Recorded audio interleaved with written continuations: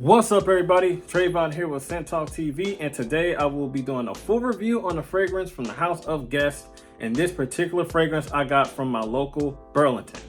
Let's go. And that fragrance is from the House of Guess. This is Guess's Iconic.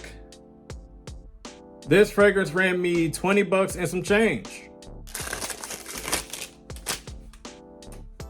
All right, now here is the box. You got the name of the house right there, name of the fragrance, and the little logo of Guess right there. Size and concentration and all that good information at the bottom of the box right there. Nothing on that side and nothing on this side. You got the name of the house and the name of the fragrance on top of the box. As you go down here, you will see barcode, and I think that's a little batch code right there. What's that? It is QJ25 for those of you who care. Okay, let's go over the bottle. This bottle looks really good. I can tell they put a lot of time and effort into this bottle. Has like this little belt buckle, strap around the bottle, like the emblem right here, like a belt buckle. It looks pretty nice.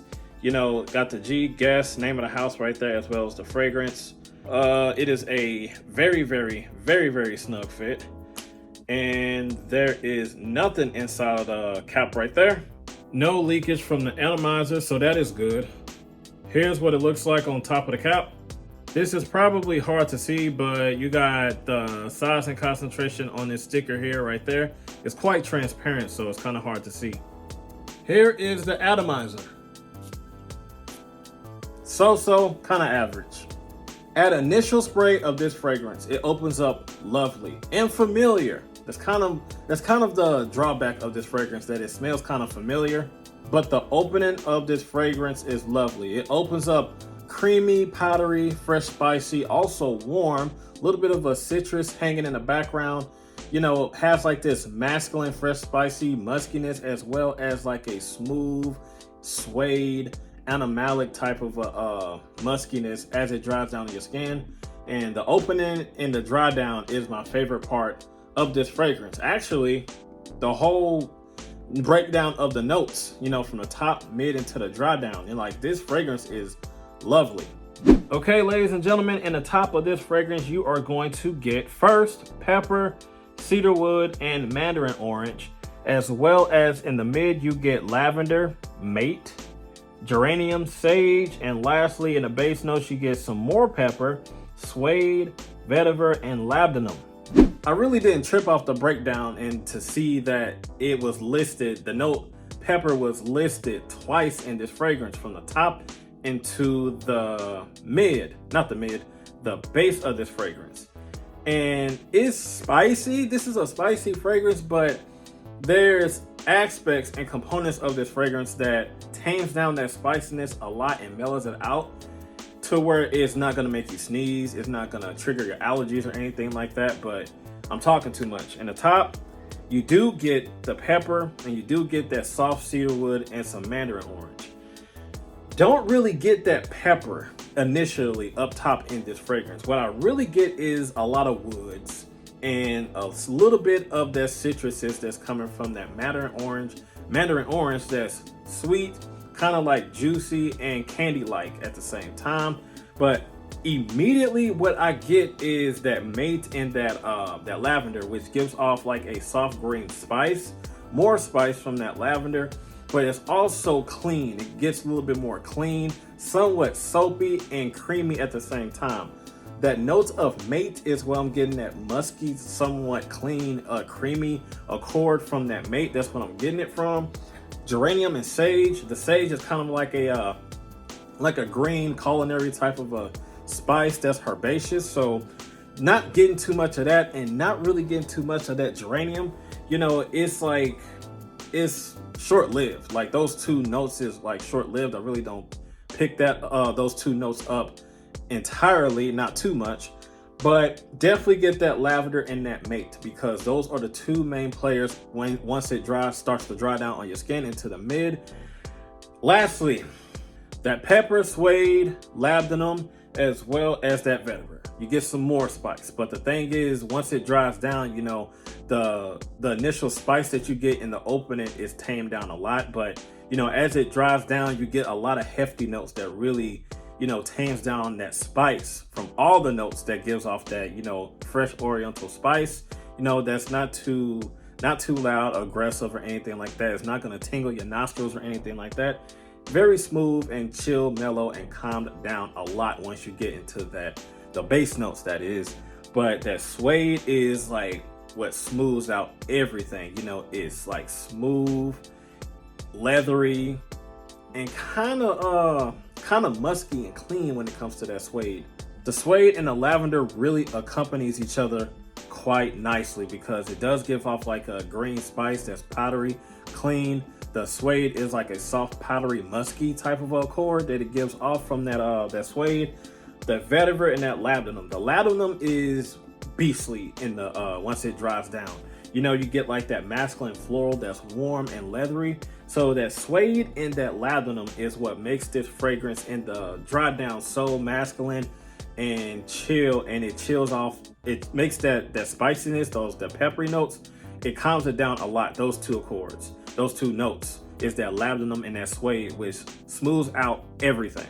The only thing that I get from that vetiver though is like, that green dry dustiness. I really don't get anything, too noticeable from that vetiver. But however, overall, I just get this clean, musky, powdery scent that's smooth, creamy, with a little bit of woods hanging in the background. And initially, you get that candy-like sweet mandarin orange, which I think that it should have been a little bit more longevity with that mandarin orange, because I feel like that's the favorite part of this fragrance is that mandarin orange to me. Mandarin orange. I can't talk right now.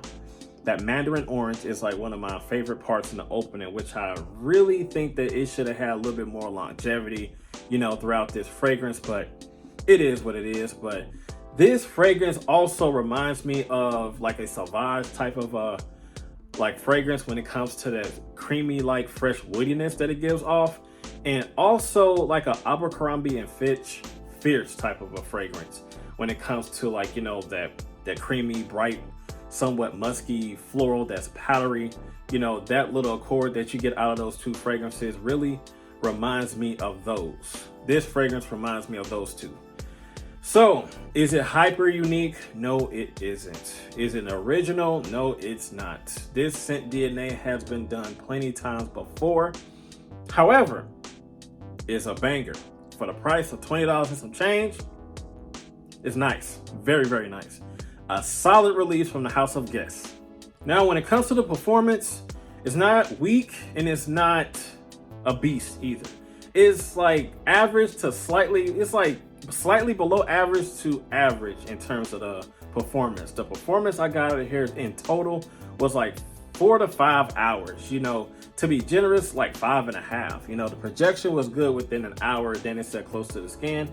It didn't really become a skin scent until like the third, maybe to the third, like the 3.5 hour mark is what I'm trying to say.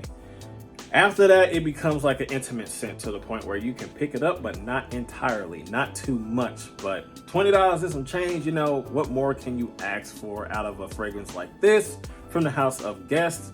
Not trying to lowball them, because they got some bangers that perform way better than this one, but it's just an average performing fragrance. If you overspray, you might get more than that. If you hold yourself down, that is. But I'll take it for what it is for the price, though. Seasons for this fragrance here. I will say that this fragrance is, quite versatile in all seasons. It's not too much of a sweet, dense, candy-like fragrance to the point where it can only be pulled off when it's cooler outside. And as far as like high heat situations, I don't think this will be cloying, and I really don't think it has any type of sweetness in this fragrance that will make this cloying and nauseating once heat hits this fragrance. Actually, it doesn't have any sweetness in here according to the notes, other than that mandarin orange, but not too much of sweetness. But anyway, I digress. It's versatile in all seasons, in my opinion. Age group really doesn't have a lot of maturity in here, but it's more of a middle age on up type of a fragrance. It doesn't have that playfulness, that sensuality and maturity, for the younger gentleman to pull this off and wear. But if you are a younger gentleman, and you want to wear this fragrance, by all means, go ahead, break the rules. if there is any rules, that is. But in my honest opinion, this is like a middle age on up. Those type of gentlemen will appreciate this one a little bit better, in my opinion. Okay, ladies and gentlemen, my overall thoughts on this fragrance. It is familiar. You know, it reminds me of Sauvage, and it also reminds me of Abercrombie and Fitch. Fierce is what I'm trying to say. Man, that's a tongue twister. It reminds me of those two fragrances, and it's not an original fragrance. It is not unique.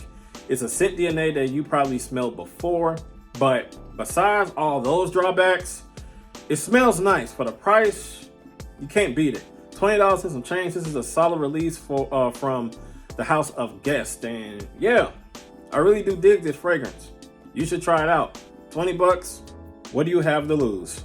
So that's all that I have for Scent Talk TV, ladies and gentlemen. And as always, you know what to do.